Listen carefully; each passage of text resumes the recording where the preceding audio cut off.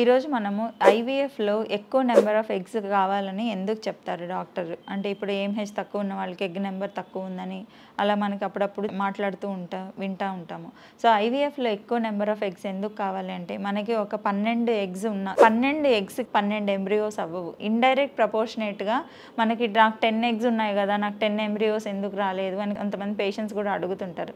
ఉన్న ఎగ్స్ అన్నీ ఎంబ్రియోస్ అయిపోవు. ఇప్పుడు మనం 10 ఎగ్స్ ఉన్న పేషెంట్స్ని స్టిమ్యులేట్ చేస్తే దాంట్లో నుంచే వచ్చిన ఫాలికల్స్ సపోజ్ 9 వచ్చాయి అనుకోండి, 9 ఫాలికల్స్లో మనకి 8 ఎగ్సే రావచ్చు.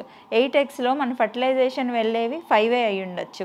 ఆ 5 ఎంబ్రియోస్ డే 3 వరకు 4 వెళ్తుండొచ్చు, అవి డే 5 వరకు 2 రావచ్చు. సో ఫైనల్గా మీరు ఈ నెంబర్ చూసినట్లయితే అంటే 10 ఫాలికల్స్తో స్టార్ట్ అయిన పేషెంట్ 2 ఎంబ్రియోస్ దగ్గర ల్యాండ్ అవుతారు.